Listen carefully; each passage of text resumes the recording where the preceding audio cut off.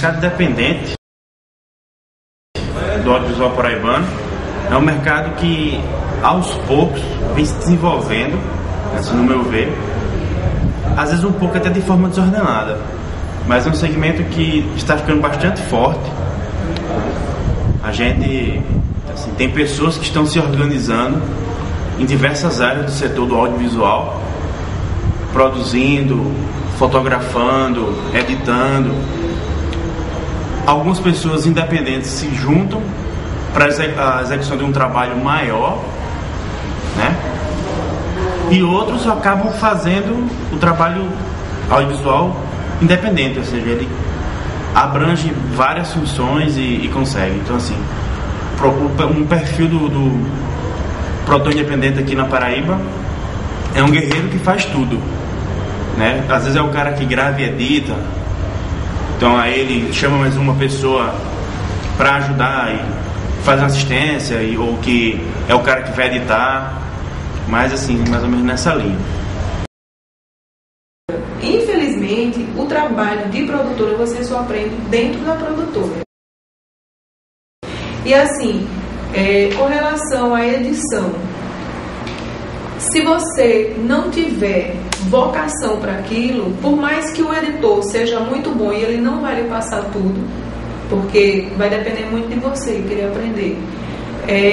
Se você também não tiver vocação, você vai aprender a editar, mas você não vai ter a sensibilidade de um bom editor, porque um bom editor ele não está limitado só àquela coisa do funcionamento de uma ilha de edição. Tem a questão da sensibilidade dele em colocar no trabalho a impressão pessoal dele. É muito interessante isso. A gente teve por aqui alguns editores e os trabalhos são muito diferentes. O meu perfil de trabalho, eu trabalho como assistência de fotografias mais voltada para a área cinematográfica e para documentários, né, IVT, publicidade, assim, raramente, e como operador de câmera, e agora como operador de Steadicam. Então, assim, o meu foco de trabalho é mais esse, né? Estou me preparando mais para frente, começar a fotografar. Algumas coisas eu já fotografo, como alguns projetos. O Aprender em Paz é um exemplo desse projeto. Assim, já trabalho de fotografia minha, né? Mas assim, é a minha linha, assim, trabalhar ainda operando câmera e fazendo assistência de fotografia. Então o que acontece? No mercado acontece de se juntar 2, 3, até 4 produtores independentes e ter a constituição de uma produtora, cada um trabalhando na sua área. Tipo, eu no meu perfil ainda não. Eu tenho meus equipamentos, tenho meu Steadicam, tenho minha ilha de edição e assim, trabalho só ainda. Por questão de dividendos, de lucro, que é muito baixo aqui. Mas quando, por exemplo, eu tenho equipamento, quando eu faço algum trabalho que existe edição caprichada e tal, eu contrato um editor independente, um freelance de edição, para editar na minha máquina, entendeu?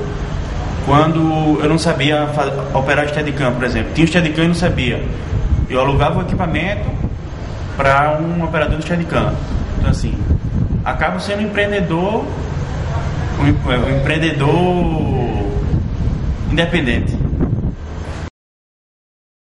Mas a maioria, dentro de produtora, tem um pessoal jovem, não só de produtora, nas agências também de comunicação, tem um pessoal jovem recém-saído das faculdades, mas a grande maioria são pessoas que trabalham na área há muitos anos, então não tem formação de curso superior, é mais a prática mesmo.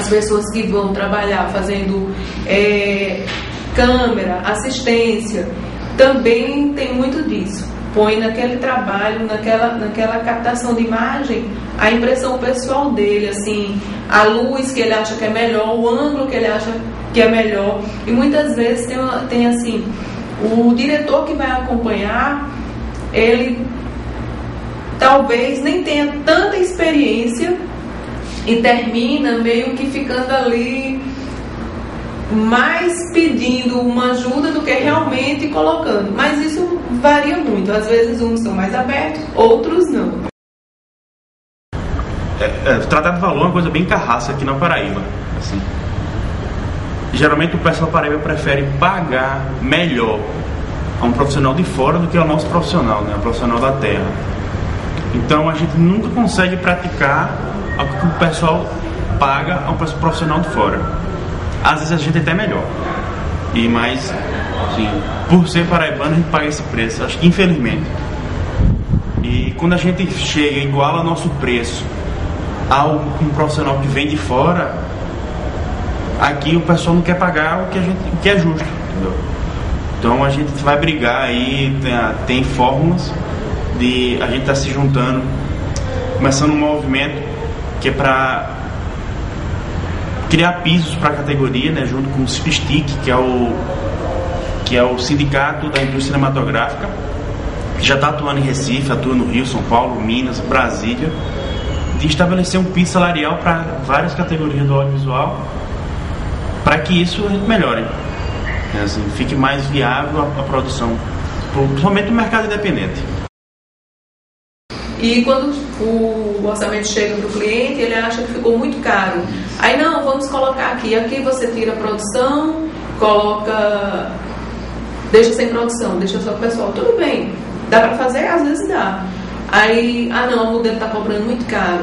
Tem a minha filha, que ela é linda, então põe a minha filha. Então isso acontece, ainda acontece. Menos do que há alguns anos, mas ainda acontece. Essa questão assim de valores aqui é muito complicado, porque às vezes a pessoa quer um super trabalho, mas quer que seja tudo muito barato, e não tem como ser tudo muito barato. Trazendo isso para números, a gente pode dizer que tem produtora que quer contratar um freelancer, né, assim, um profissional independente para fazer uma assistência de câmera e pagar 40, 50 reais na diária de uma assistência de câmera. Enquanto a gente vai para Rio, São Paulo, menos. Recife paga 200 reais, 150 reais por trabalho a um assistente de câmera. Então assim, não vale a pena fazer. Então assim, e não vale ficar fazendo, que o pessoal vai, se vende, quer fazer, mas isso é ruim para o mercado. Uma vez que eu acho que o contratante tem que entender que é uma bola de neve, são repasses. Se ele me contrata a 80 reais, vamos supor, a 150 reais, quer dizer, 200 reais a diária, esse repasse vai para o final, vai para um produto que está na prateleira, por exemplo. Então, é uma cadeia. Se ele vai me pagar menos, certamente ele teria que cobrar menos. Mas é o que não cobra. Às vezes ele me paga mal e me vende bem, mas me continua me pagando mal. A diária seriam 8 horas, por exemplo, né? Você diz assim, eu quero uma diária de edição, uma diária de captação. Basicamente seriam 8 horas. Só que essas 8 horas, às vezes não se limitam a 8 horas. Às vezes você tem um trabalho que começa 5 da manhã e vai até meia-noite. Isso foge, mas fica assim como diária. É muito complicado. Até porque, assim, quando você passa um orçamento, a agência passa um roteiro, não, eu quero um orçamento para um roteiro de tantas diárias de edição, tantas de captação primeiro, depois tantas de edição. E o orçamento é aprovado pelo cliente com aquele valor X. E depois, se extrapolar, fica muito complicado você chegar para o cliente e dizer, olha, a diária que eram, sei lá, 2 passaram para 3 e a gente vai ter que cobrar, é muito complicado. E isso ainda existe aqui em João Pessoa. É uma coisa assim que aqui dentro da produtora eu sempre converso com as pessoas sobre isso. Mas dizer que não acontece, acontece. Uma coisa que era para ser uma diária termina sendo em 2 e o preço continua o mesmo. Não deve acontecer? Não deve, mas dizer assim que é raro, não é.